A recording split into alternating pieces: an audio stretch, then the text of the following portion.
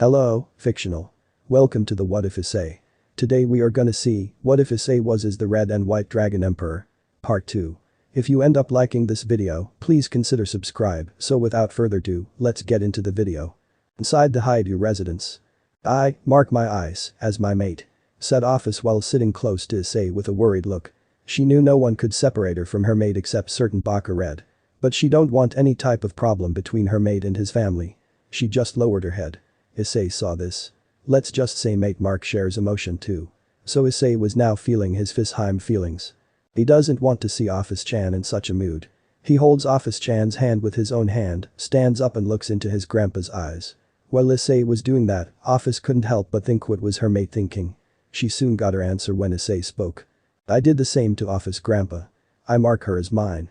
Issei said boldly while holding Office-chan's hand. Office's eyes widened as her mate protected her, to stand for her. Office could feel as Issei did that some type of emotion started to build inside her. Both his grandparents gasped at the sudden change of Issei behavior. Must be your dragon entices, said Max before sighed. He knew that a dragon doesn't let harm on what's his. That is what Issei was doing right now. Did Ddraig and Albion change you into half-dragon? Asked Max. Leave it to us, partner. Suddenly boosted gear and divine dividing materialized on Issei's left hand and on his back, shocking his grandparents. A pleasure to meet you, Issei's grandparents. I'm Albion, the White Dragon Emperor. And to answer your question, yes I did. Some years ago Issei got high fever and to save his life me and Albion have to turn him into a dragon. Albion and Ddraig. It's an honor to speak with the heavenly dragons. Did you say half-dragon? Right. Asked Max when he heard Ddraig and Albion turning him into dragon without mentioning the half part. No, full dragon, a pure-blooded dragon. Since he was just a child we were able to completely turn him into a dragon. Also he can use boosted gear and divine dividing better as he is full dragon. Not just a dragon but the third dragon god, Ddraig thought to himself. I see, so something like that is even possible. Strange, never heard of it something like it. So our grandson is a full dragon. So is he going to live long like us? That's great, we can spend more time with him, said Hitomi happily, totally forgetting they were discussing Issei's relationship. She had a horrified face when Ddraig and Albion told them that Issei had fever and could die. But now her grandson was safe and in front of her. Issei, promise me you aren't going to tell anyone that you're the Red and White Dragon Emperor, stated Max with a serious expression. Hitomi nodded her head in agreement. I promise grandpa, but what if innocent life is in danger? Asked Issei. As he doesn't want to feel helpless when he wants to help someone. Then you can, until then I'm gonna train you. I know your Miyuki and Tetsuya trained you, but that was just basic training. Your training will start tomorrow, kiddo, said Max before chuckling at her grandson's heroic behavior. I guess I'm going to visit Amaterasu One-chan and Serafal, so to avoid problems, thought Issei. And I will protect my ice koi with my life, Office stated boldly. She liked Issei even before they met. But now after spending time with him she fell in love with him. It seems like we already have a granddaughter-in-law. Just don't make us great-grandparents already, said Hitomi before giggling. Issei and Office just blushed heavily on the thought they already did the deed. Seeing his face, Max smirked and said, so Issei, have you already done it with Office-chan?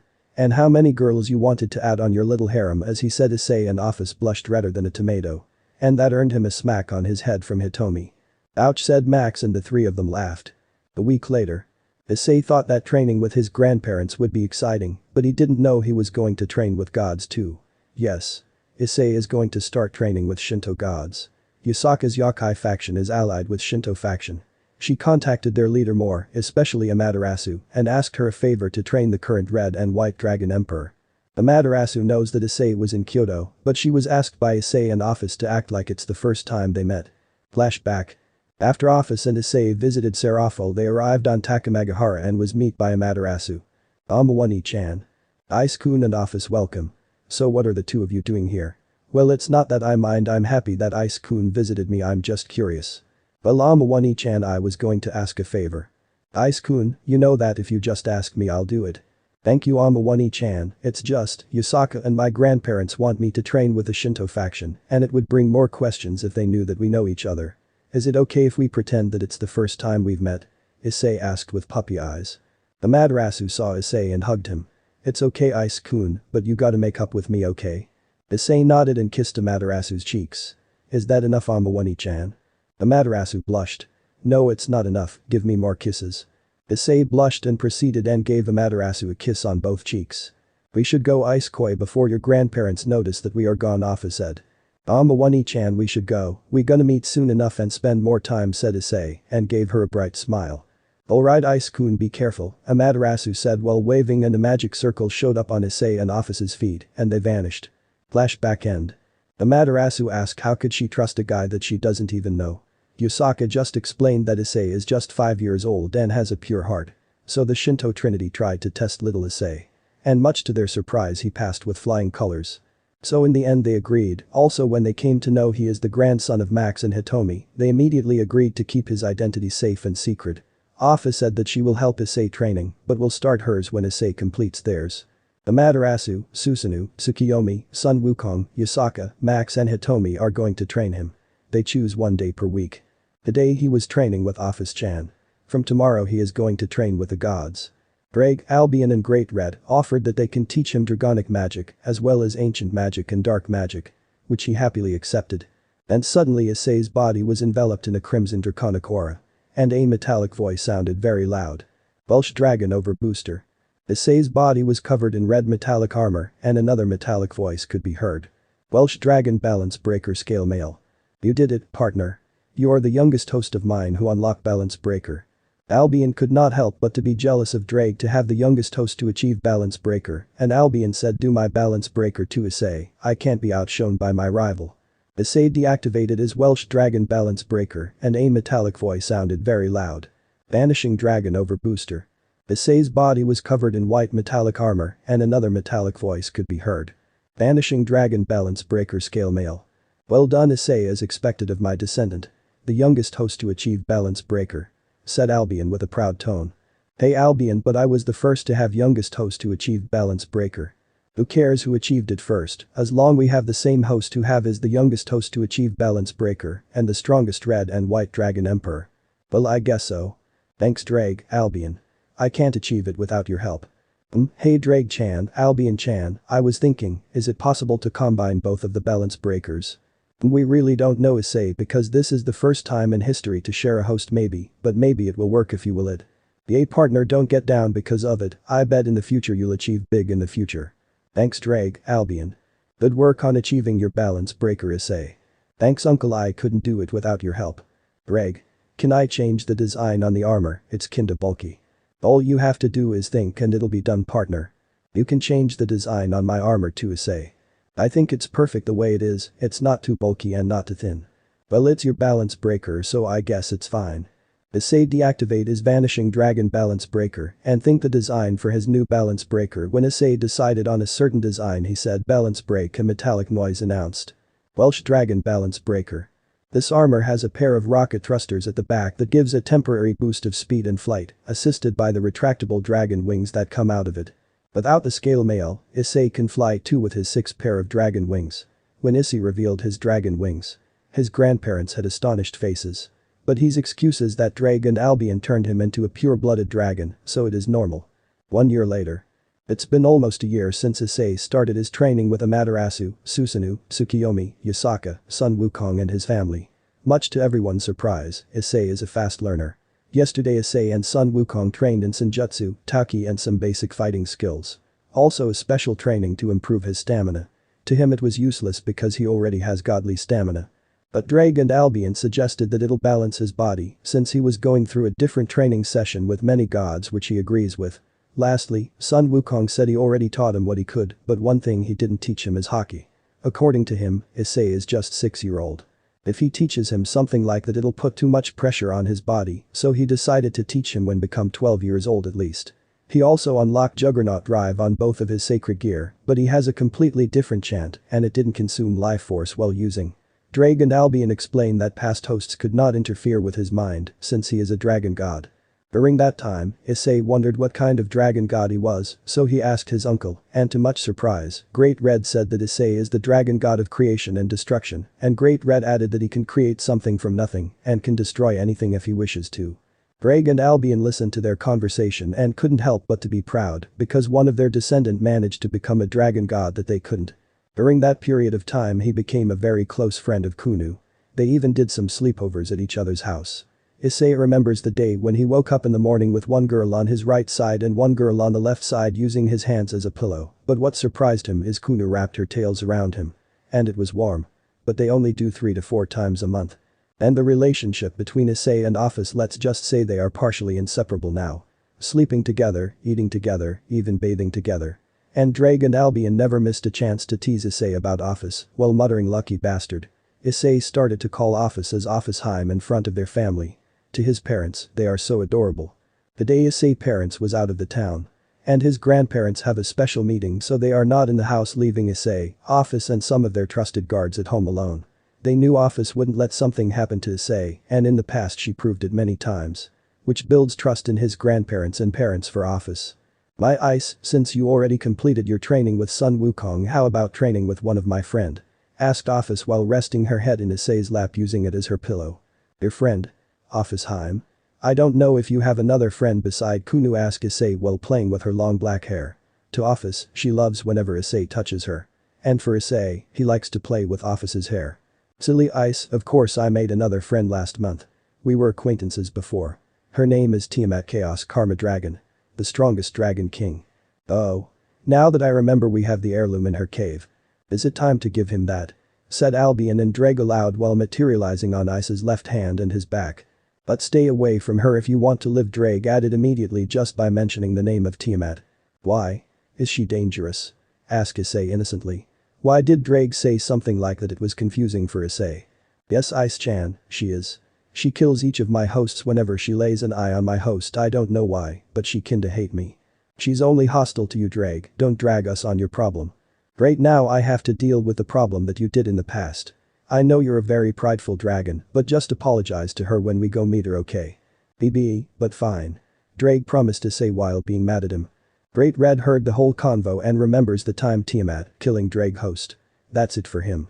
Just the thought of losing his precious nephew, he roared so big that the entire dimensional gap started to shake.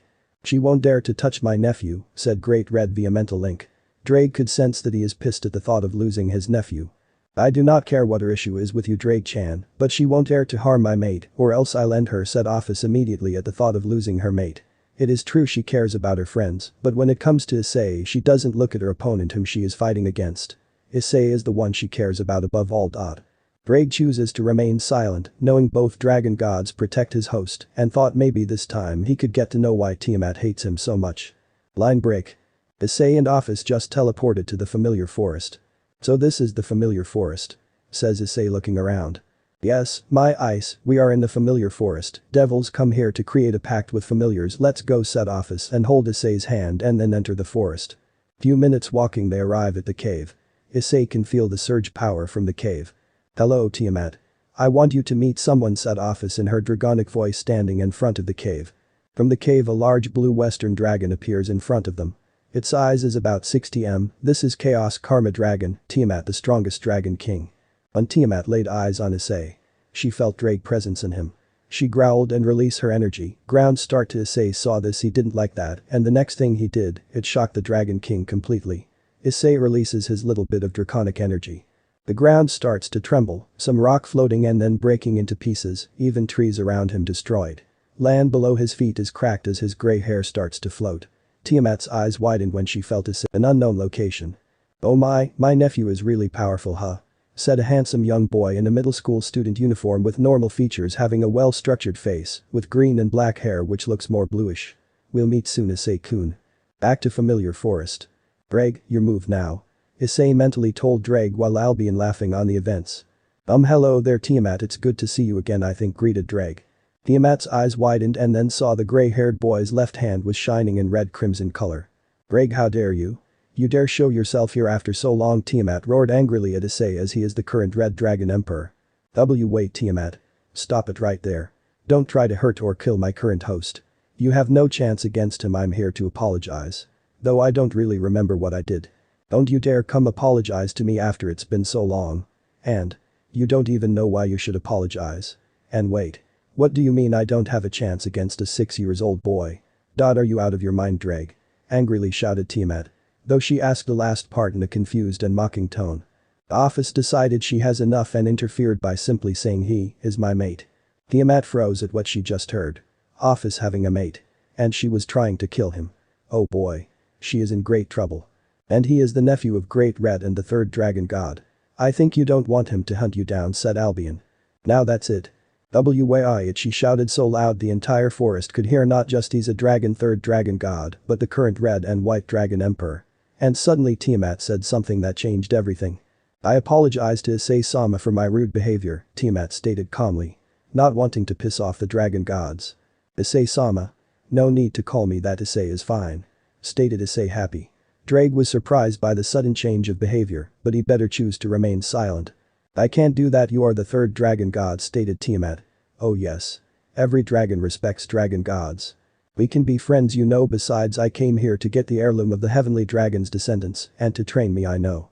I'm a dragon god. But I'm just a child now.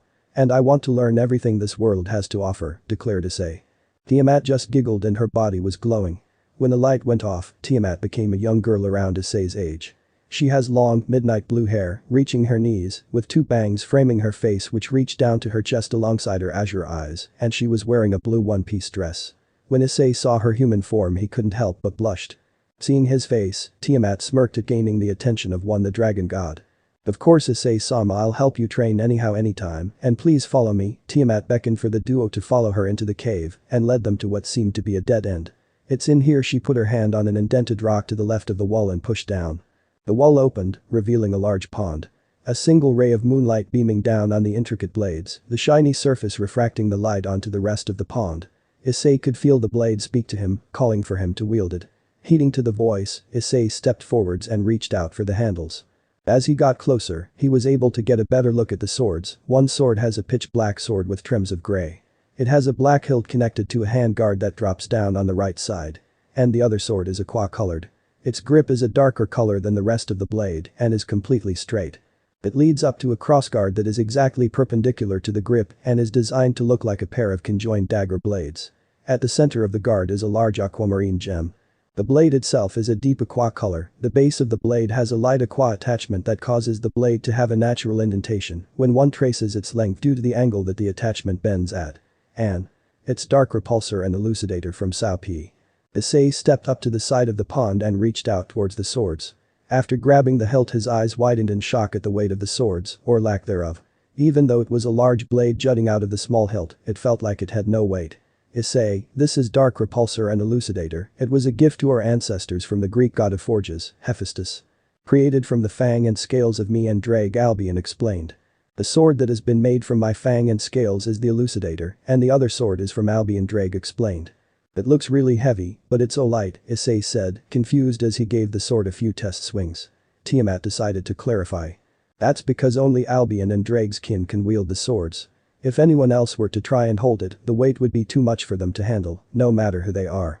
Now all you need to do is synchronize your energy with dark repulsor and elucidator, then you will be able to summon it whenever you want without having to carry it around. Isay did as Tiamat said and focused his energy onto the blade, unintentionally summoning divine dividing and boosted gear.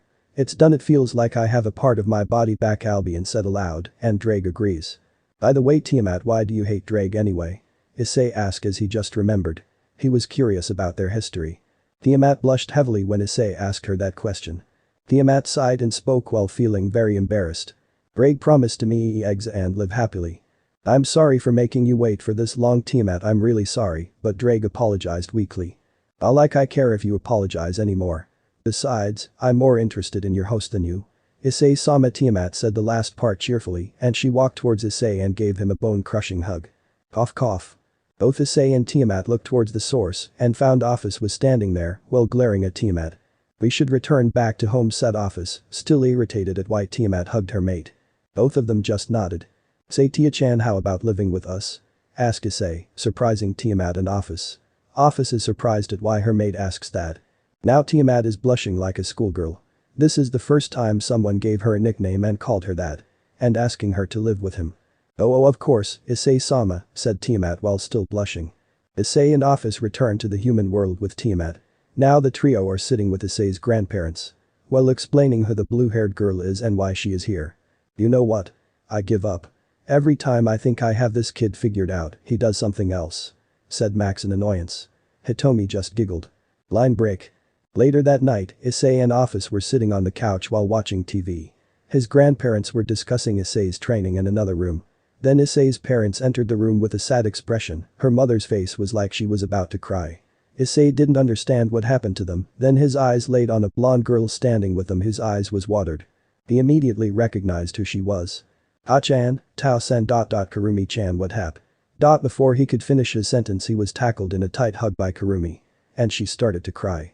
Black sob feathers sob killed sob Ka-chan sob, replied Kurumi while sobbing. Issei was patting his back gently. But when he heard what she said he froze. Black feathers? Must be fallen angels killed. Ka-chan? Wait. Did she mean Aunt Rose? Fallen angels killed Aunt Rose or something? Thought Issei. Now Issei can understand why his parents, especially her mother, are showing this type of reaction. He gathered his courage and looked towards his Tao-san and asked with a serious tone what happened. Tao-san. Someone attacked Rose-san and Kurumi-chan and trying to kill them. They almost killed Rose-san. She is in the hospital now, but she is in coma and Kurumi is going to live with us from now. Please take care of her, Issei. You are her only friend. You both almost grew up together. She is more comfortable around you, said Tetsuya with a sad and requesting tone. You can leave Rumi-chan to me, Tao-san. I'll take care of her, declared Issei while hugging Kurumi tighter. His parents nodded. When his grandparents and Tiamat enter, they see Issei hugging a blonde girl, while his parents have a sad face. Tetsuya explained to his parents what happened. When his parents left the room, Issei mentioned black feathers, which shocked both his grandparents and Tiamat. They already know what black feathers meant.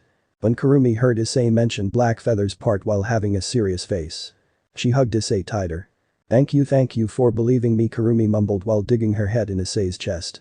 Of course I believe you, Rumi-chan, said Issei while slowly patting her head. Issei didn't want to hide anything from her.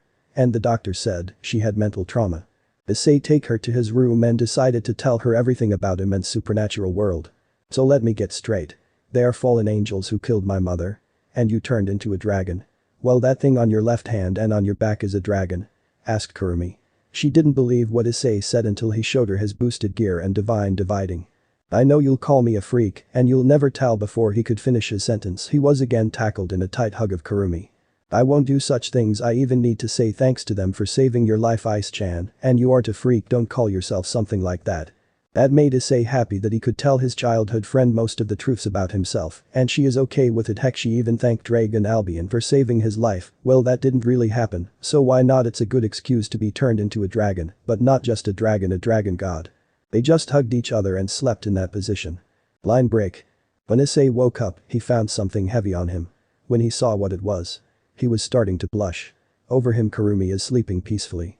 Office is sleeping on his right side using his hand as a pillow. But when he turned to his left side he could not believe what he saw. Sleeping on his left is Tiamat using her left hand as a pillow as well.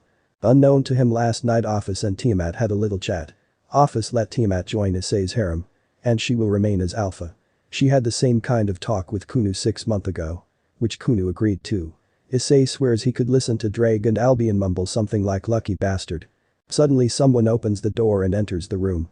Issei saw his parents come inside his room. His parents' eyes widened at what they saw of Issei's bed. Tetsuya just gave the thumbs up while showing his perverted smile. Well, that earns him a smack in his head. Ow. That hurts, complained Tetsuya. Miyuki just ignored it. Hearing that sound Tiamat woke up, seeing Issei already awoke. Good morning, master. Unknown to her, Issei's parents were still in the room. And they heard it. Crystal clear. Issei paled and didn't know how his parents were going to react. His parents were shocked to the core when they heard a midnight blue-hair girl was sleeping with their son and calling him master. Tetsuya thumbs all this time with both hands and still having the shocked expression on his face. Miyuki couldn't take it and she fainted. At the breakfast table. Oh god, what kind of dream was that? Said Miyuki while holding her head with her hand. What happened, Miyuki-chan? Asked Hitomi in a concerned voice. Nothing, mother. A midnight blue-haired girl calling my son as master while laying next to him, Miyuki said in an embarrassed tone and with a little blush on her face. Maybe it isn't a dream, said Hitomi, knowing a certain blue-haired girl.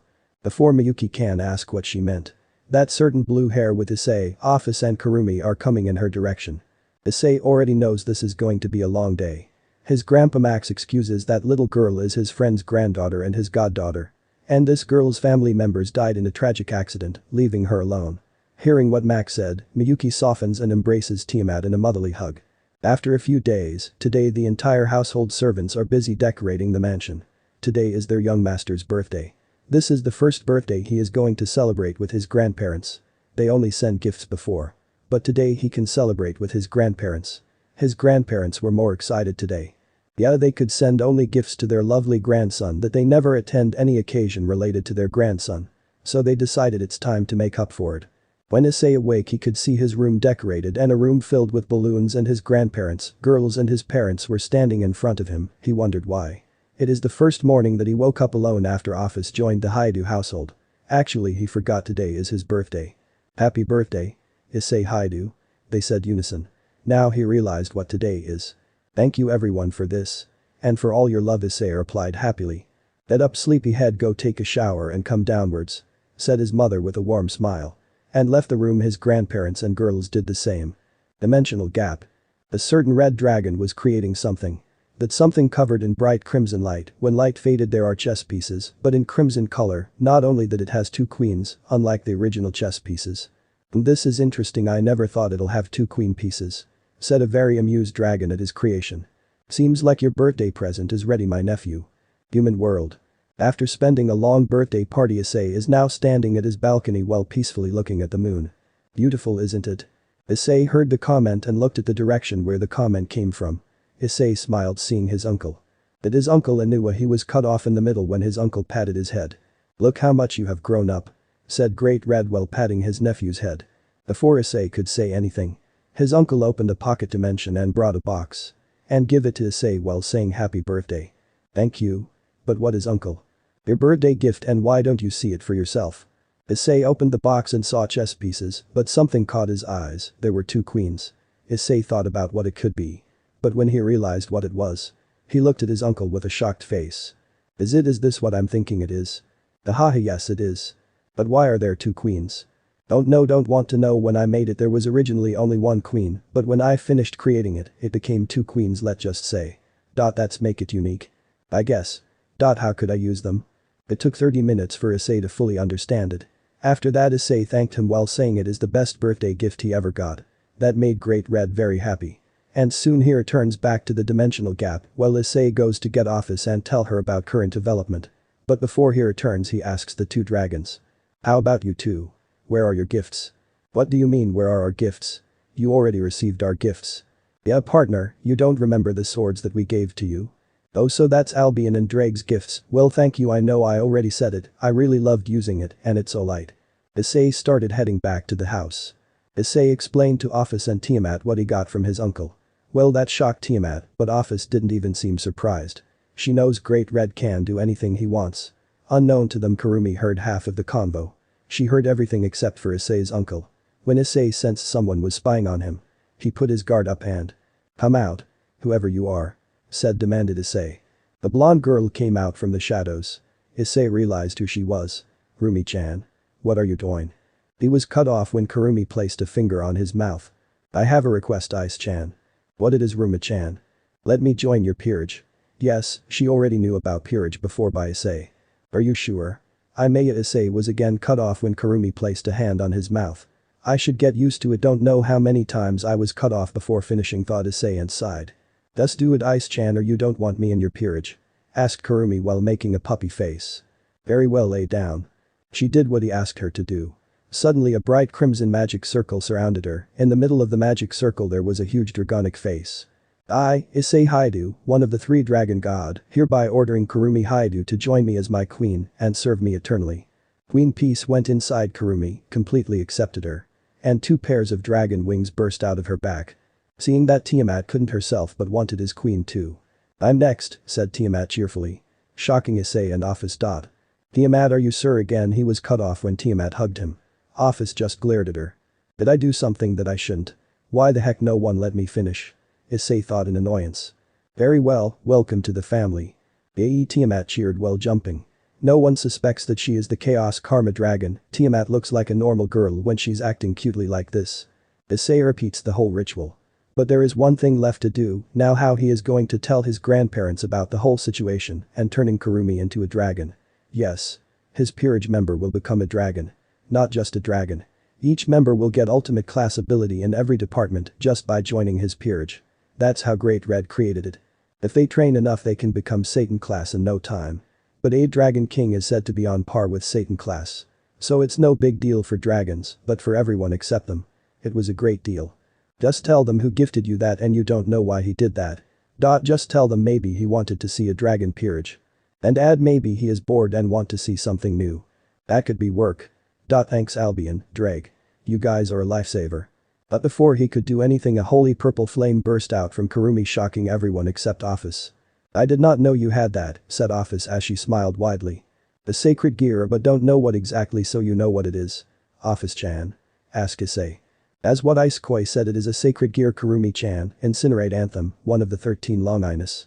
And it is known for its purple flame. The Incinerate Anthem is considered as one of the 3 holy relics alongside the true Longinus and Sephiroth Grulgrul. It is the holy cross on which Christ was crucified. Explained Office with an amused smile. Now it is more complicated for Issei to explain the whole situation to his grandparents. You have a what and you did what with Kurumi-chan? Asked Max and Hitomi in unison when Issei told them the whole situation. His grandparents could not believe what they were hearing from their grandson. Their jaws hit the ground when Issei showed them his pieces. So you're telling us that Great Red, the strongest being in existence, gave you that as your birthday present? Asked Max, still in his shocked face. Suddenly he chuckled and said, it's good job, I already gave up trying to figure you out, kid, while saying that he started to laugh. Hitomi just sighed. She looked at her grandson and said, since you can have peerage you should only add powerful members and don't take advantage of it. The advantage? She meant harem, Ice-chan, said Max with a perverted smile. That earned him a smack on his head. It was good that the room they were talking about was soundproof. Also Issei only introduced Kurumi as his queen, keeping Tiamat identity as his queen's secret for the moment.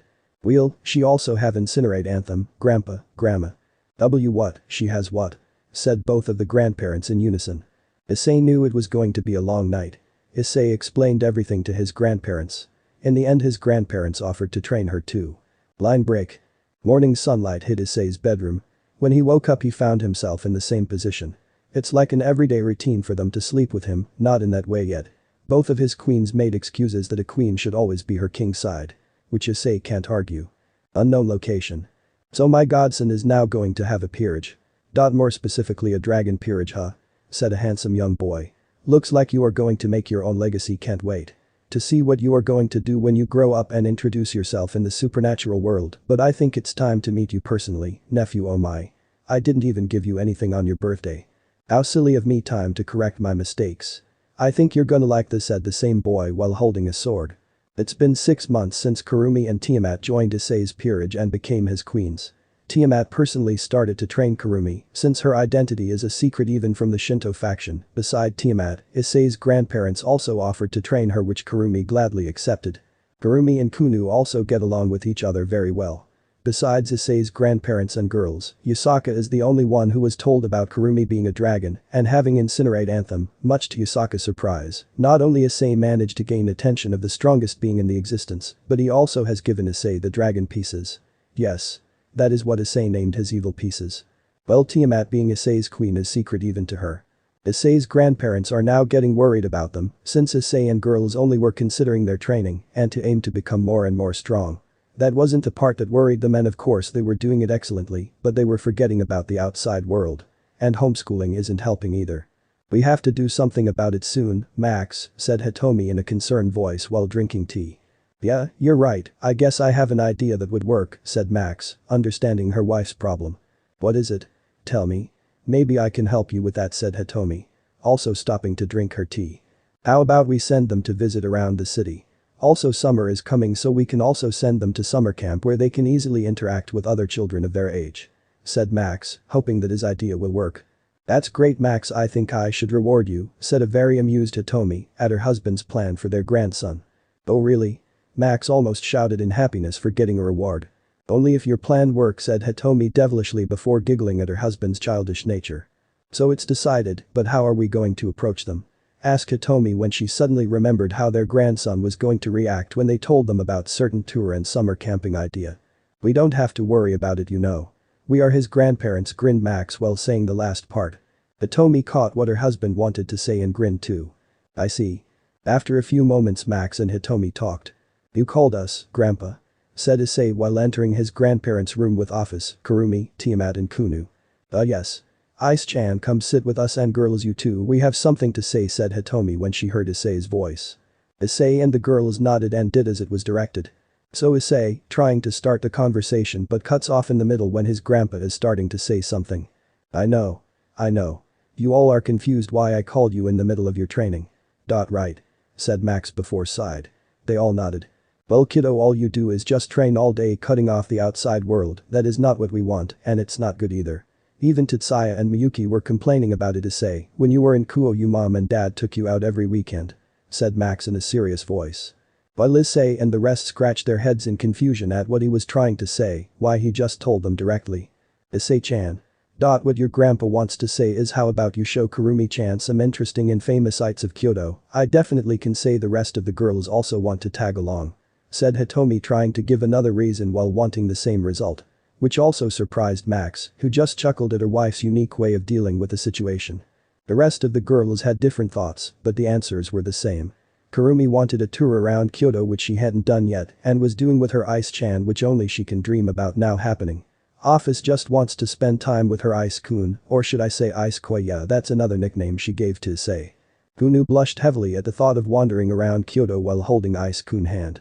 Tiamat just smirked when she saw the faces of girls getting red.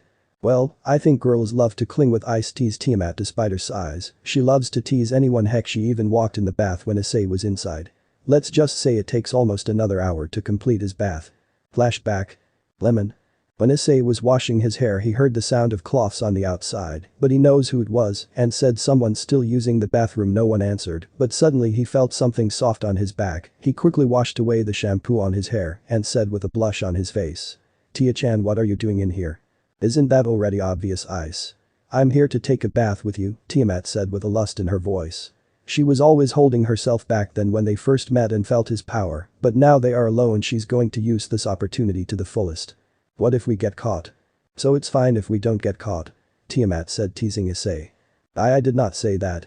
I want to share a bath with Ice if that's okay with you. Said in a sad tone while having a puppy eyes. Please don't look at me like that, I can't hold myself back. Thought Issei.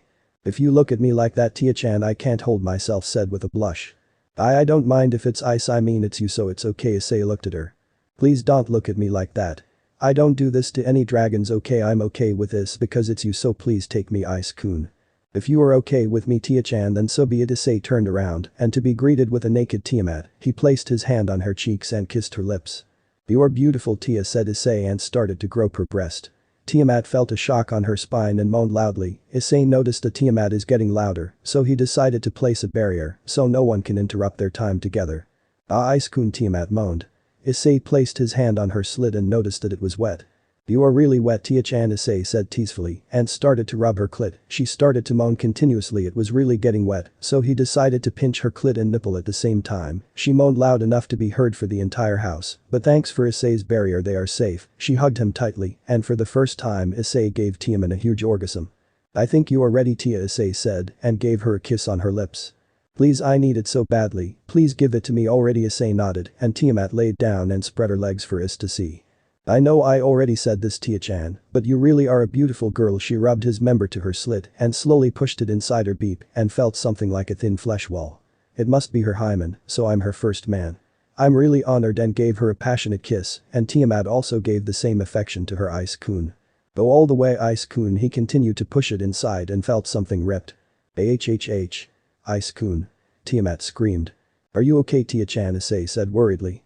Yes, Ice-kun, you are just huge, just give me time to get used to your size, said my Tiamat panting. After a few minutes. I'm ready, Ice-kun. Tiamat gave him a sweet smile and Issei can't hold back because of it. Tia-chan, you're so cute. Issei began to move faster and Tiamat moaned loudly. Ice-kun, you're so rough. Said Tiamat while moaning. I am sorry, Tia-chan, you are just so cute, I can't hold back, said Issei while groping her breast and rubbing her clit. Ice-kun, I am almost, Tia-chan, let's come together. Yes, Issei-kun. Issei came deep inside her and Tiamat couldn't help but roll her eyes upward and her tongue came out while coming. Thank you, Ice-kun, for giving me your seed, and she collapsed. Issei removed his shaft inside her and saw his semen dripping out from her beep. Issei gave Tiamat a kiss on her forehead. Sleep well, Tia-chan. Lemon end. Flashback end. Back to their conversation. When girls heard what Tiamat said, they blushed heavily. But they didn't know what happened in the bathroom. Cough cough. So I'll take it you all agree Hitomo was cut off when Kurumi reacted. Yes. Yes. Yes. Of course. Said Kurumi cheerfully. While Hitomi just giggled. So it's decided, but since we are busy, we will send household servants that will accompany you. Max said with a serious tone, and they already know that those aren't just household servants, they are much more, they are highly trained bodyguards. Grandpa, I think I should tell Amiwani-chan about my peerage and Rumi-chan being a dragon and my queen, said Issei, making a serious face. Issei started to call Amaterasu Amiwani-chan in front of their family. She liked it whenever Issei called her Amiwani. Kurumi blushed redder than a tomato when Issei called her my queen. She always likes when Issei shows affection towards her, especially when he uses her name with my. Do you know what can happen after that? Max asked in a deep serious voice. I know, Grandpa, and I can take care of it. I'll just say that I'm a pure-blooded dragon and Great Red wants to see a dragon peerage.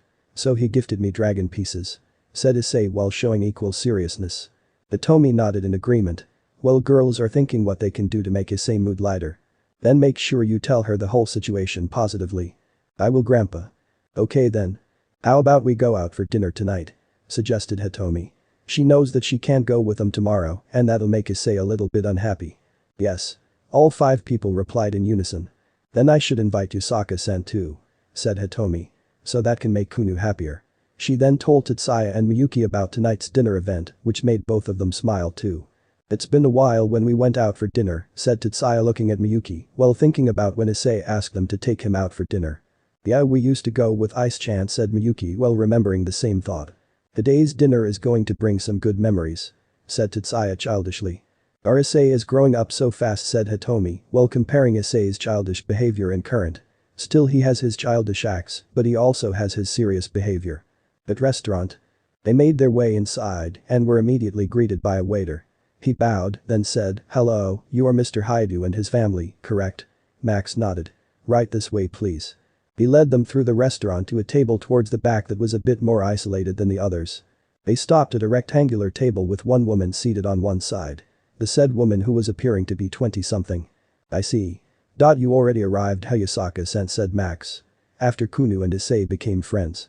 Or you can say 2 close friends. Their families started to treat each other's children like its own. How could I miss an invite from my daughter's other family? And since I had already completed today's work in the afternoon, I have nothing to do this evening, said Yusaka as she stood up from her chair when she saw them coming.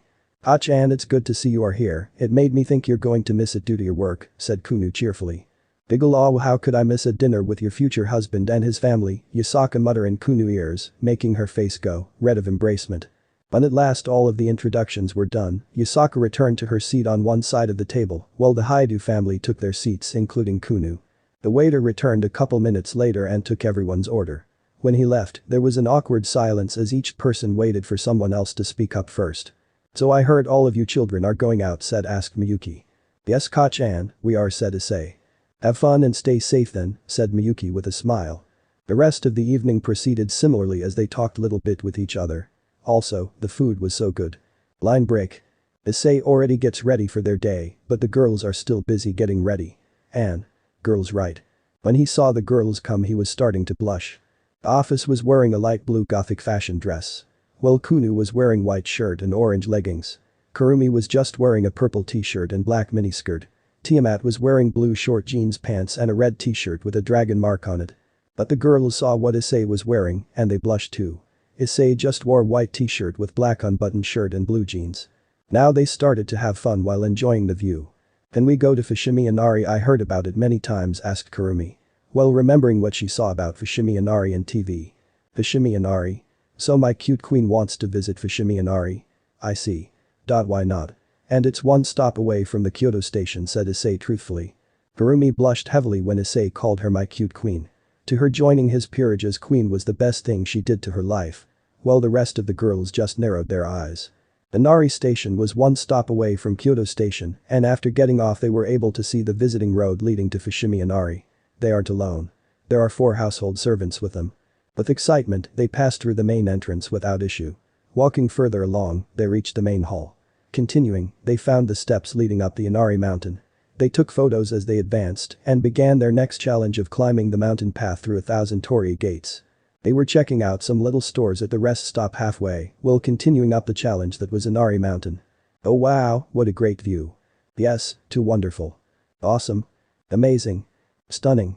Those were the first responses from the children when they saw the scenery of the Fushimi Inari mountainside. After visiting Fushimi Inari they head back to home. I take it you guys have fun today? Asked a feminine voice. When they looked at the voice source, they immediately found Bachan standing there with a warm smile. Yes we did Bachan, and we visited Fushimi Inari too, we did lots of things today. We all before Issei could continue, he was cut off. This time by his own Bachan. Why I'm not surprised anymore Issei thought. Easy Ice-chan. I know you want to say everything you did today but first, go and get a fresh bath said Hitomi. Issei and the rest of the girls just nodded. Kunu wasn't there. On the way back home, they already dropped her to her house safely.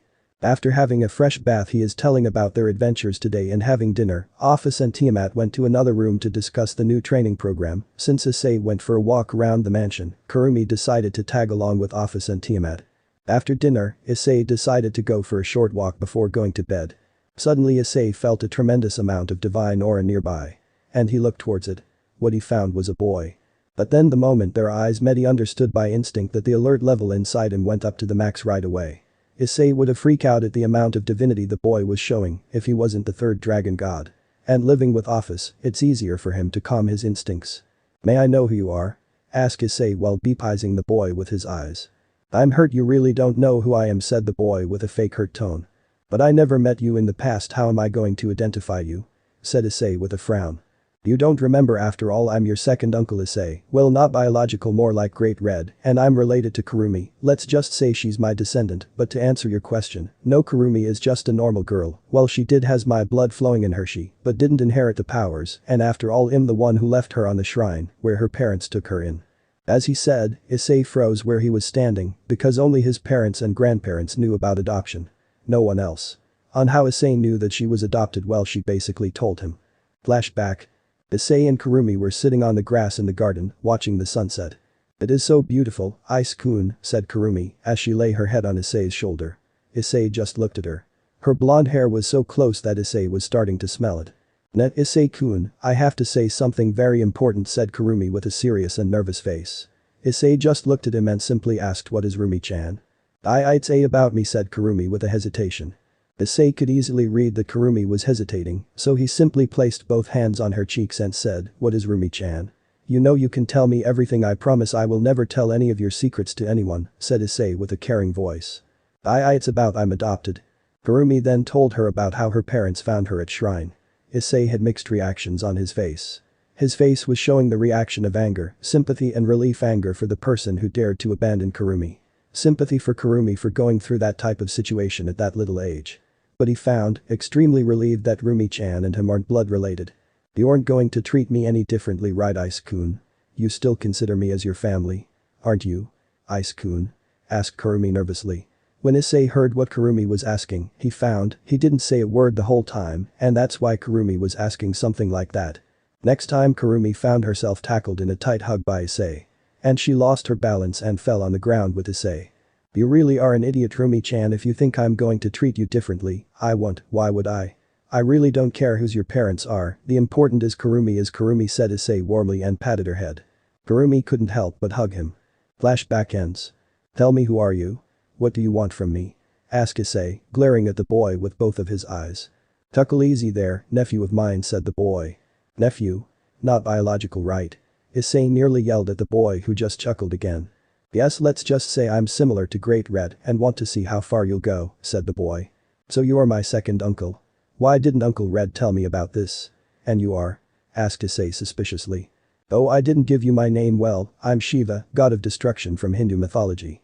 Your second uncle, call me Uncle Shiva said the boy with a smile, now identified as Shiva. Issei just looked at him with a shocked expression at what he was just told. He was the nephew of Shiva. He already knows who Shiva is, he is one of the Trimurti and the god of destruction of the Hindu mythology. He is ranked at the higher ranks of the top 10 strongest beings in the world. Shiva, the strongest god after dragon gods you are.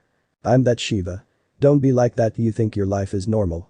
Let me remind you you are the third dragon god, husband or mate of Office, current red and white dragon emperor, or should I say strongest red and white dragon emperor, also you are the only one who has dragon peerage. And the only person who wielded 2 Longinus-type sacred gears. What? You dragon peerage info? Actually I was the one who suggested to your Uncle Red to give you something like that. Said Shiva when he saw the shocked face of Issei when he mentioned about peerage. So he decided it would be better to clear up the things. I guess so, but not every day you find out who is your uncle. As Shiva, I couldn't control myself. Issei said, relaxing, when he saw what his uncle wanted to say. Still, no one told me about this, and why am I not informed about it? It was my decision when Great Red revealed himself to you. He asked me to do the same, but I refused. I told him I'll reveal myself in time, and I think no one this world knows that. Me and Great Red are friends, even Office have no idea about it. Time? Well, I want to reveal myself when you already set your paths for the future. Like currently you chose to become the strongest dragon, God even want to surpass your own Great Red. And where are you getting at? With choosing your path. To put it simply, I don't want you to become an evil berserk dragon god, and I can see you set yourself a quite admirable goal, you know, and I want to help you with it. Help me? How? Hey, do you forget who I am? Come on. I can help you with your training, you know. Really? Can you help me with it? Now Issei has a star in his both eyes. Who wouldn't? Training with God of Destruction. And he could find more about his powers as a dragon god. Of course. I'm your uncle after all. But you'll have to wait until you reach 11, then we can start. Issei gets a little bit disappointed, but he quickly gets over it when he realizes his uncle is right about it. You're right, said Issei with a sad tone. Don't be sad, I think this will lighten your mood, said Shiva as he just raised his right arm and something began to glow briefly in his hand. When it died down, a sword was now in his hand. It was a silver-colored broadsword with a blade resembling that of Akanda's blade and was around the same length as Issei's. It possessed an oval-shaped golden guard, a triangular rain guard, and had a 2-handed handle wrapped in brown bandages with a grey pommel at the bottom of the handle. The sword that is in front of my nephew is Chandraha's, the invincible sword. Issei already knows what Chandraha's is. It is an invincible sword that Shiva once had given to Ravana as a gift. It has the ability to deliver damage and destruction that cannot be repaired or healed from its destroyed state and weakens the power of objects that it damages too. Shiva handed the sword to Issei. Issei took it and sealed it in one of his personal pocket dimensions. Thank you, Uncle Shiva. I take it you already know about the sword. Yes, Uncle, I read about it in Hindu mythology. It's the only sword in Hindu mythology if I'm right. Yes you are, it is. Now I think it's time you should return back to your home. It's almost an hour. I think you are right, by the way. Can we? Issei was again cut off in the middle of talking when Shiva started to answer his questions. Of course. We can meet again. Said Shiva, teleporting away. Issei returns back to his house and now lies on his bed while thinking about today's little talk with his uncle. And then he found himself in Dreamworld again. I take it you finally met your uncle? I still can't believe this, having Shiva as your uncle. Why shock now? He have Great Red as his uncle too.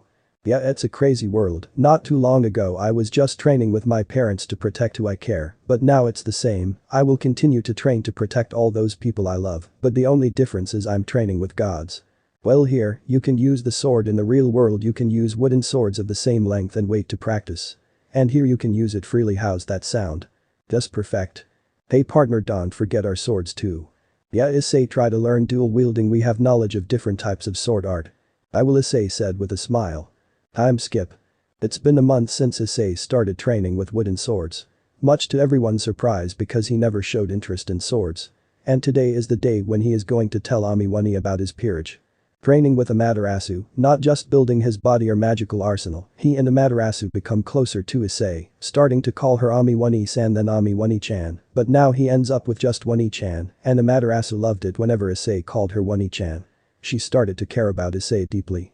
Unknown to her, she is also starting to develop some feelings for him. Wani-chan, I have something to tell you. And it is important, said Issei with a serious expression. What is it? Ice-chan. I have a peerage. Amaterasu just stared at him like she saw a ghost. Well, Ice-chan, can you repeat what you just said? I think I heard something. You having a peerage, said Amaterasu, hoping she must have misheard of it. You heard correctly, Wani-chan, I have a peerage, said Issei with hesitation and nervous expressions. Amaterasu froze completely now. Only one thing comes to her mind now. How? I can't sense any angel or devil energy within you. Issei-chan, tell me that no one force you to join any side. Tell me, Issei-chan, tell your Wani-chan everything, and don't you dare to hide anything from Wani-chan, said Amaterasu while shaking Issei. Calm down. Calm down. Wani-chan, said Issei while maintaining his balance. Amaterasu really shook him hard. Oh. Sorry Ice-chan, did Wani-chan hurt you? Asked Amaterasu in concerned voice, totally forgetting about his peerage. I'm fine, Wani-chan, and to answer your question, I am still a dragon, and my peerage will not be angel or devil peerage, it will be dragon peerage. My dragon piece turns people into a dragon just like a devil or angel peerage. Said Issei truthfully. Dragon? I don't know if there is a dragon peerage too. Asked Amaterasu with a curious face. Because, I'm the first person who has it actually, and before you ask where I get it, it is gift from someone, Issei said. You're the first person to have it? And a gift? So you aren't going to tell Wani-chan about him or her? Asked Amaterasu, she asked in the last part with a cute pout. I think you know him, Wani-chan said Issei with little hesitation. It's Great Red. He didn't know how her Wani-chan was going to react. Great Red? How? Why the hell would he do that? Ice-chan, are you sure? You're lying to Wani-chan, don't you dare to lie to Wani-chan, don't you like Wani-chan? Said Amaterasu with a slightly hurt tone. No. I like you, Wani-chan. He just told me that after seeing Devil Angel peerage, he wants to see a dragon peerage. That's it, Wani-chan said Issei and gave her a kiss on the cheeks, then he hugged Amaterasu in a tight embrace. Amaterasu just smiled and hugged him back. Line break. Issei and the girls are now heading back home after having lunch. They have a plan for lunch. Suddenly a boy of short blonde hair and grey eyes collided into him. Well, it was the boy's fault. Look, where are you going? Said the boy with an arrogant and harsh voice. Actually, you are the one who bumped into me, Issei shot back. The girls just glared at the boy. Who cares about you? Hey girls, how about we go to the park? The boy said arrogantly. Issei and the girls decided to ignore the boy and start walking to their home. Seeing that, he was ignored and just grabbed the hand of the nearest girl, who happened to be Kurumi. Kurumi just glared at him. Let go of my hand. And she glared at the boy. I'm just before the boy could finish, his face met with a fist, and that happened to be Issei's fist. The punch sent him flying 2 meters in the air and then he fell to the ground. Well, he obviously held back to avoid killing the boy. First you bump into me, and instead of apologizing, you lectured me, then you dare to hold Rumi-chan's hand, said Issei. Oh man, he was pissed off. He punched him so hard for the boy that 2 to 3 teeth came out from his mouth. Just seeing his face, you can say that his nose had broken too. Why you dare to hit me? Don't you know who I am? I'm Genshiro Saji. And I, before he could finish his sentence, someone kicked him, and this time it was Kurumi who kicked him. I don't give a damn about who the hell are you. Only my Ice-chan can hold my hands and no one else. You got that little piece of crap, threatened Kurumi. The kick was so hard the boy fell again and started coughing. Issei blushed heavily when Kurumi claimed that only he can hold her hands. But it didn't lessen his anger towards the boy. Suddenly 2 figures appeared there, both of them middle-aged. One of them is female and another one is male. If Issei has to guess, he probably can say both of them are husband and wife, and more importantly the way he looked at the boy he can guess, maybe parents of the boy. Saji-chan, are you okay? Who did this to you? Asked a female to the boy in a caring tone. Ah-chan, said Saji, walking, pointing towards Kurumi and Issei. Seeing his son pointing towards a boy and a girl, Saji's father decided to act. You, boy and girl, did you hit my son? Asked a male in a serious and angry voice. Yes, we did, said Issei without any hesitation. Your son first bumped into me. Instead of apologizing, he started to lecture me, then he dared to hold my hand. This time the one who said is Kurumi. Both Mr. and Mrs. Genshiro was shocked at what his son did. Saji's parents just stare at their son, who just hides his eyes. Saji's father glared dangerously at his son. But his mother looked at the girl to apologize for her son's behavior, but before she could say anything Issei spoke. I apologize if you find her tone harsh. Said Issei while looking towards Kurumi. No. If anyone is at fault here is our son, so it will be us who are apologizing, not you. Generally any girl will hit a boy who dares to touch her without her permission. I think I should give him some lessons about how to show respect, said Saji's mother with an apologetic voice. Yes. You are right, dear, we should give Saji a lesson about respect. In the meantime, I apologized for his behavior. You don't have to apologize for him. Before Issei could finish, he heard someone calling his name. Issei-sama, Issei-sama. He and the rest of them looked towards the source of the voices and found 2 of his household servants were there. Issei-sama, are you okay? You know it is getting dark and you are also being late. Your parents and grandparents were worried about you and girls, so they sent us to look for you. Yes. We are fine, Wake-san, Zeno-san, you don't need to worry about us. We just run into someone, said Issei politely. Saji's parents were shocked at how Issei was interacting with them and showing the amount of respect. The 2 people were already in the usual servant's outfit that Saji's parents easily caught. But then Saji's father noticed H mark on the outfit and tensed, then looked at Issei and asked, are you perhaps related to Hyoudou? I'm sorry if I have not introduced myself, I'm Issei Hyoudou, son of Tetsuya and Miyuki Hyoudou, grandson of Max and Hitomi Hyoudou. Introduced Issei to them, who were in shock. Saji's father said something, but one of the servants interjected. Young master, we should head back home, it is getting dark. Ah, yes, Zero-san, said Issei, turned to Saji's parents and said it's pleasure to meet you and walked with the girls, while servants just followed them. I think Two-san is not going to like this, said Saji's father, looking at his wife and then his son angrily. Well, Saji's mother still has shocked face. She knew what Hyoudou meant to her father-in-law. Definitely. Father-in-law is already mad at Saji's rude and arrogant behavior, and it didn't help when he received a complaint call from his school. Let's just hope we can calm him somehow, also give Saji a lesson about how to behave, said Saji's mother, who was also glaring at her son. I highly doubt Saji deserves it, said Saji's father, who knew how his father was going to react when he found out what Saji did to Hyoudou's heir. Saji's mother just nodded in agreement. Line break. Issei is now having dinner with his parents, grandparents and girls. So Issei-chan, why are you and girls late today? You know we got worried you were never late before, care to tell us? Asked Miyuki. It's not his fault, Oba-chan, it's a boy who bumps into Issei and dares to hold my hand, said Kurumi. She said the last part in a way that when she sees the boy again, she will definitely gonna kill him. Just hearing that, Max and Tetsuya just looked at Issei, who just nodded and decided to find the boy who dared to touch one of their family members. Well, Miyuki and Hitomi's eyes are getting very dark with anger. Who the hell is dare to touch my niece? Shouted Miyuki, and it took 15 minutes for Tetsuya and Hitomi to calm her down. Well, when Issei punched him, he was about to give his full name, but Kurumi-chan kicked the boy, so all we can catch is his last name, and it was Genshiro or something, said Tiamat, who decided to answer.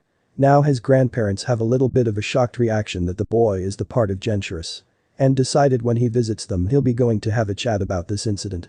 Issei-chan, good job for protecting Kurumi-chan, and Kurumi-chan. You too for punishing him. I'll be damned if I let something happen to you while my little sister is in coma, praised Hitomi to both kids while muttering the last part to herself. The rest of dinner went peacefully. Currently Yusaka is training both Kurumi and her daughter. Yusaka was teaching them how to control their flame. While Kunu has a similar fire flame like her mother, Kurumi has both purple flame of incinerate anthem and can breath fire due to turning into a dragon. So she has to undergo different types of training just to control her flame and use it. The amount of potential Kurumi was showing surprised both Issei's grandparents and Yusaka. She is already can take a low ultimate. Seeing that, Kunu asked her mother to train her harder. She now can easily take a high class. That greatly surprised her mother that even she wasn't that powerful when she was the same age as Kunu currently is. She also asked Tiamat to give her some basic combat, also some physical training. What boosted her power extremely was Office Snake. With Office's power combined with her fire, it becomes a deadly fire. According to Office, it can destroy an high ultimate class with just one hit. But it consumes a lot of stamina. So Office advised her to use it when it is absolutely necessary.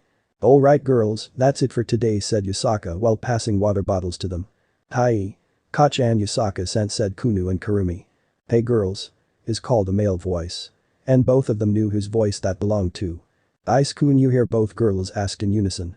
I think you already forgot today's date, I think I should give you 2 hints. Lunch out, said Issei childishly.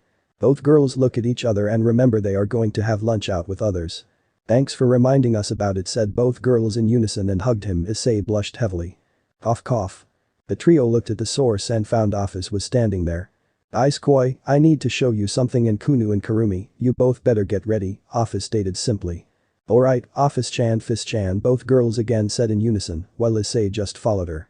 Line break. Issei and the girls are walking to the restaurant where their lunch is waiting for them. Suddenly they felt a presence they hadn't felt for a while. Devils, said Issei and Kunu in unison. Kunu gets close to Issei and holds his hand. Issei then noticed that Kunu's hands were holding his own hands. It's alright Kunu, I'm here for you. Kunu placed her hands on Issei's. Ice, please stay by my side. I will always be with you, Kunu. Always. Promise? I promise, Kunu. I promise that I will stay with you forever. There are some tears on her eyes, but before anyone can see it, she digs her head in Issei's chest and hugs him in a tight bone-crushing hug. It's okay Kunu, now let's go and check what's going on. They aren't allowed here, said Issei, while everyone nodded.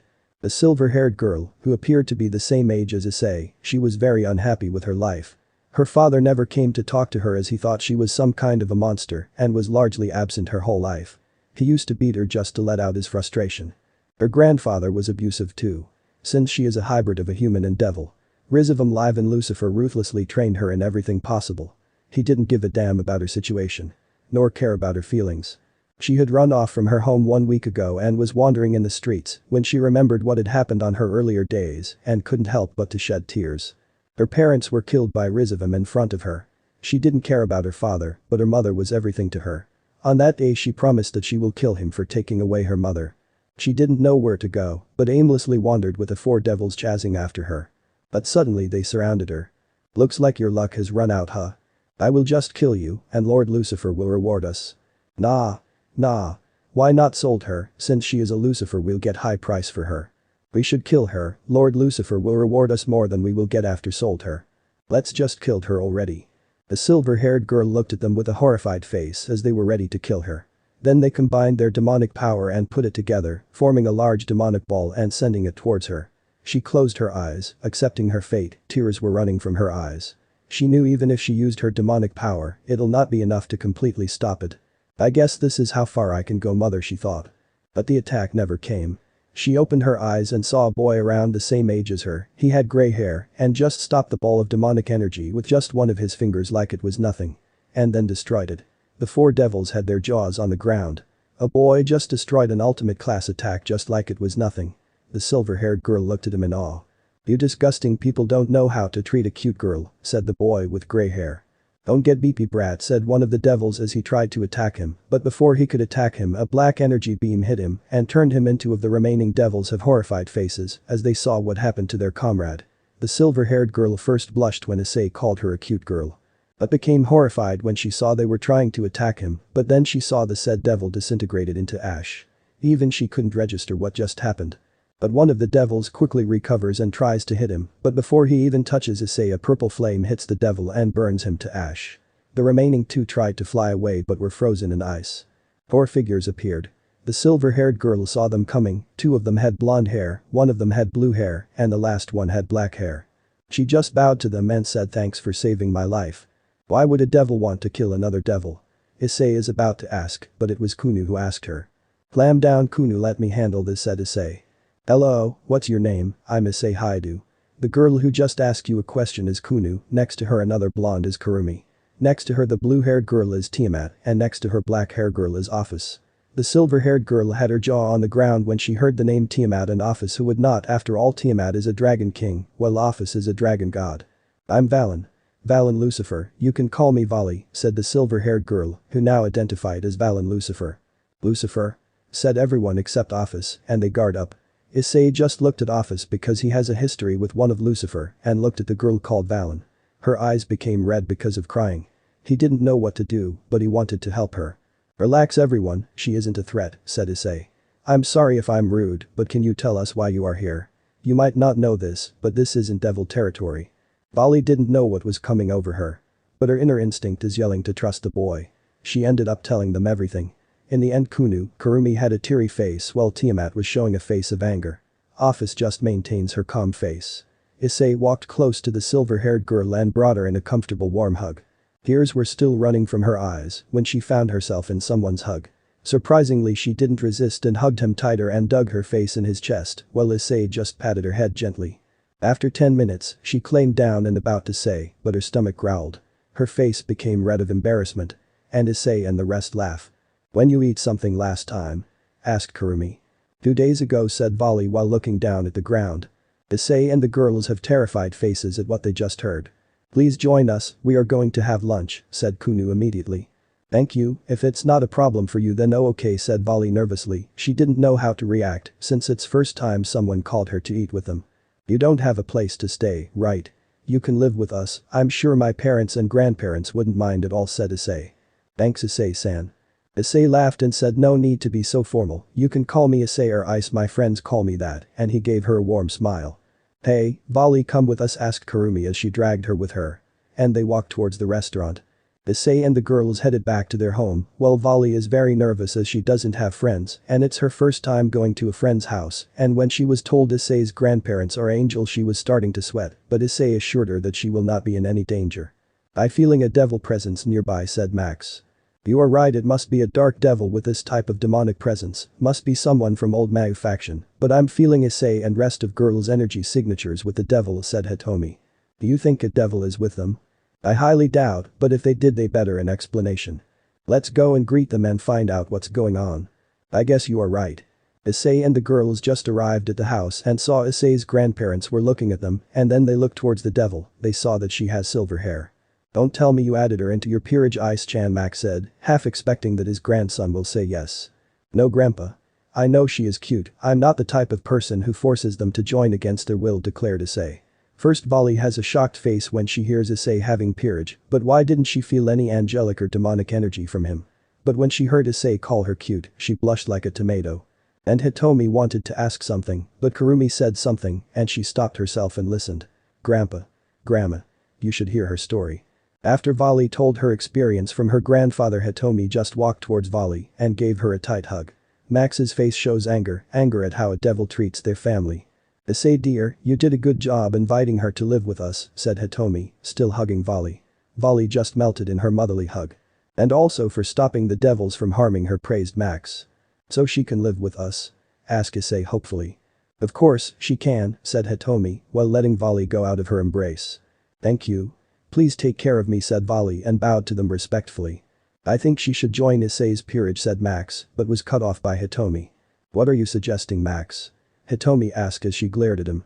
Now Vali again heard about Issei's peerage, but still can't feel any energy related to devil and angle, she only felt draconic energy in him. But if she was asked to join Issei's peerage, she definitely would say yes. He was too nice to her, she was unknown person for him, a devil no less. He treated her with food, saved her from the devil's assassination, and offered her to live with him. Don't get me wrong, but think about it, her demonic energy can be felt by anyone nearby. Also, she is a Lucifer if someone tracked her down. Max was cut off by Vali and said something that made everyone's eyes widened. Yes. I'll join Ice-kun's peerage, but I don't feel any angelic or demonic energy from Ice-kun, so how did he have a peerage in the first place?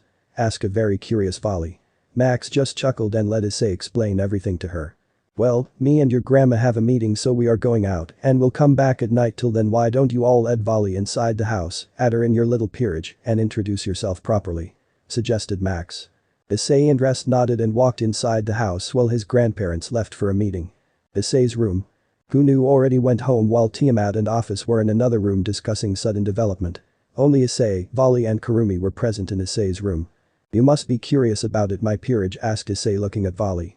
She nodded and said, yeah, I can't sense any type of demonic or angelic energy inside you, Ice-kun. It because of I'm not an angel or devil. I'm a dragon and each person who joins my peerage will become a dragon, and you have never heard about it before because I'm the first person who has it.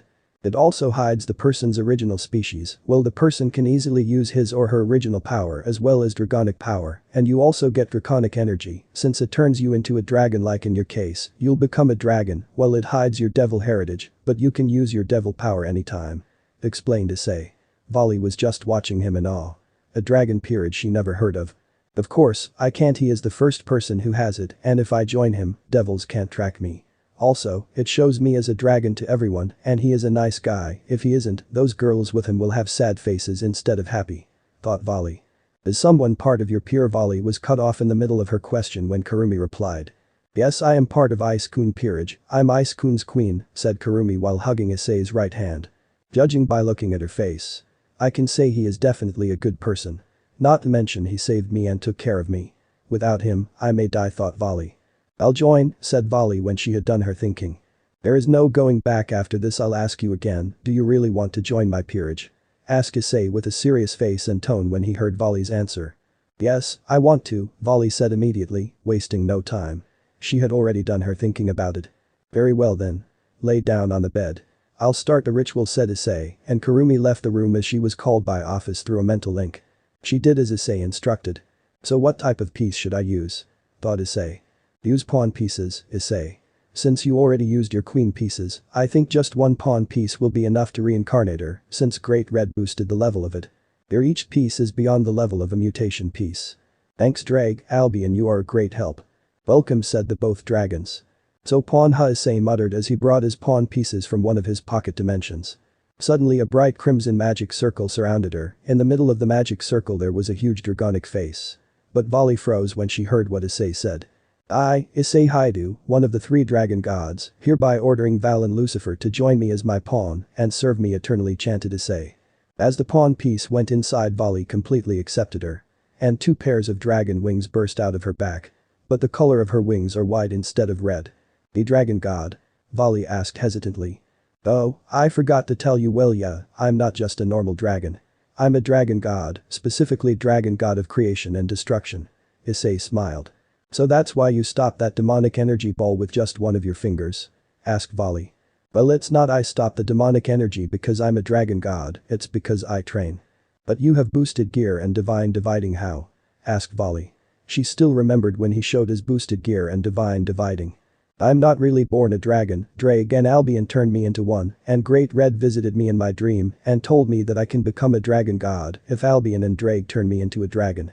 And Vali-chan, can you keep this a secret? Because I don't want to reveal myself to the supernatural world until I'm ready. Yes, of course, Issei-kun. Vali blushed when Issei called her name with a chan.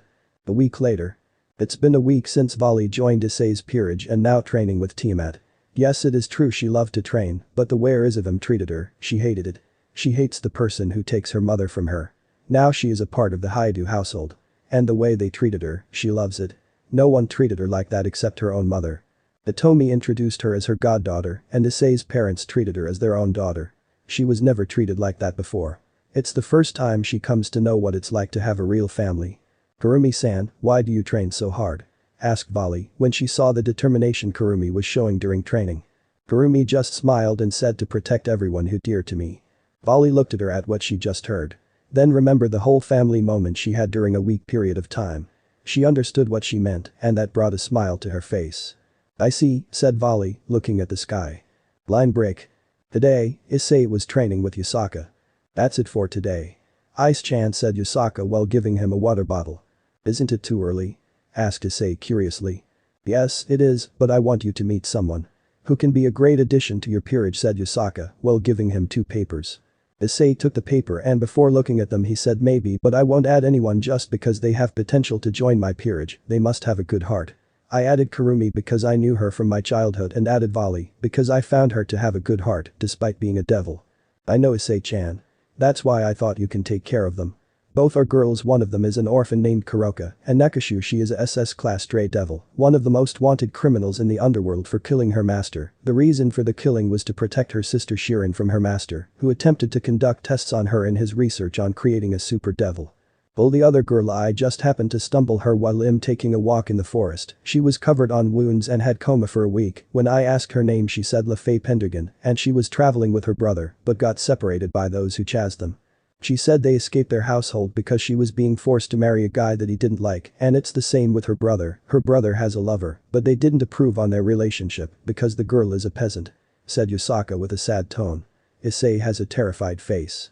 Pendragon, huh? The only one who knows about the true bloodline of the Pendragon family are the ones that has the blood of King Arthur running on their veins, but the case of the siblings Lefay and his brother, they are not the original descendant of King Arthur, but they can still wield holy swords without a problem. The direct descendants of King Arthur went hiding and the one who knows about it, the current Pendragon household, have no idea of it. I heard you and the girls are going to a summer camp next week, so I want you to take them with you. So you can get to know them better, I'm sure you won't be disappointed. Oh, okay, that'll work, said Isay. Suddenly he saw 2 figures entering the room. The newcomers were 2 girls. Both of them were the same age as him. One of them is foreign girl with a slim body, shoulder-length blonde hair and blue eyes. While the other one was a beautiful young woman with long black hair with split bangs and hazel gold eyes with cat-like pupils. You called us, Yusaka-sama, said the golden blonde hair girl with a bow. Yes, I want you 2 to meet Issei Hyoudou, said Yusaka while looking towards Isay. And Isay meet Lefay Pendragon and Kuroka, introduced Yusaka while looking towards both of the girls. End of the here. So that's it for today's video, guys. Before you go, just like the video and share it with your friends. Bye.